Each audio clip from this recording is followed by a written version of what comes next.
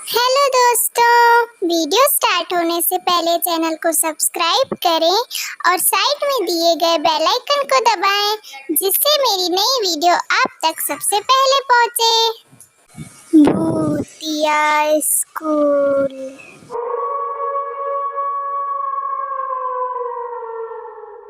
पीलापुर गांव में एक स्कूल था। बच्चे वहां पढ़ा करते थे। एक दिन सोनम नीलेश से बात कर रही होती है। तुम्हें पता है, आज हमारे एक नए सर आने वाले हैं, मुझे मैडम ने बताया था। नीलेश सोनम से कहता है कि हाँ, मुझे तो पता है, आज हमारे हिंदी के नए सर आने वाले हैं। सभी बच्चे नए सर से मिलने के लिए बहुत उत्सुक थे और बहुत खुश भी थे। स्कूल का एक क्लासरूम ऐसा था जो हमेशा बंद रहता था। कहते थे कि उसमें भूत है, लेकिन ये बात बच्चों को नहीं पता थी। बच्चों, ये प्रिंसिपल सर का ऑफिस किस तरफ है, आप मुझे बता सकते हैं? हाँ, बिल्कुल। प्रिंसिपल सर का ऑफिस तो राइट साइड है। आप राइट साइड जाएंगे तो आपको सामने ही दिख जाएगा। वैसे आप तीनों किस क्लास में पढ़ते हो? हम तीनों तो 5th क्लास में हैं। अच्छा, गुड। आज से मैं आपका नया हिंदी टीचर हूँ। आज से मैं ही आपको हिंदी पढ़ाऊंगा। अरे वाह सर, थैंक यू। राजेश बच्चों से बात करके आगे बढ़ता है। आज उसका पहला दिन था, इसीलिए वो बहुत खुश था और बातों बातों के कारण वो भूल ही जाता है कि बच्चों ने उसे राइट साइड जाने के लिए कहा था और वह गलती से लेफ्ट साइड चले जाता है। राजेश प्रिंसिपल सर का ऑफिस ढूंढ रहा होता है, लेकिन तभी उसे एक आवाज सुनाई देती है।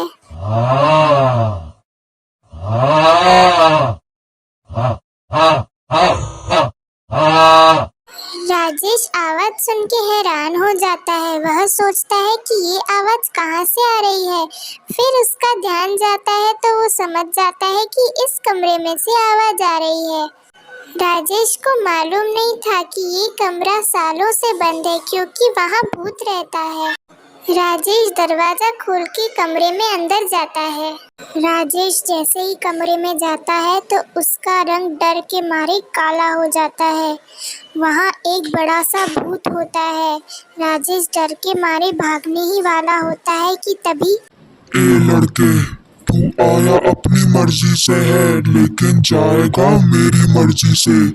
अगर यहाँ से जाने की कोशिश की तो यही खत्म कर दूंगा। राजेश ऐसा सुन के और डर जाता है। वह उससे कहता है कि मुझे जाने दो, मैं यहाँ आपको कोई हानि पहुँचाने नहीं आया हूँ, मुझे जाने दो। ए लड़के, मैं यहाँ सालों से बंद हूँ और आज तू यहाँ आया है तो मुझे मुक्त करा के ही जाएगा। मुझे मुक्ति दिलाए बिना तू यहाँ से नहीं जा सकता।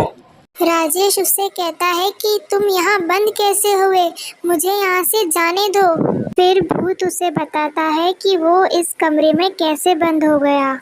बहुत साल पहले की बात है।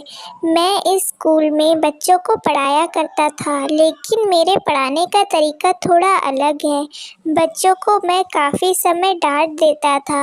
ये बात बच्चों को बिल्कुल पसंद नहीं थी। कोई बच्चा मुझे पसंद नहीं करता था।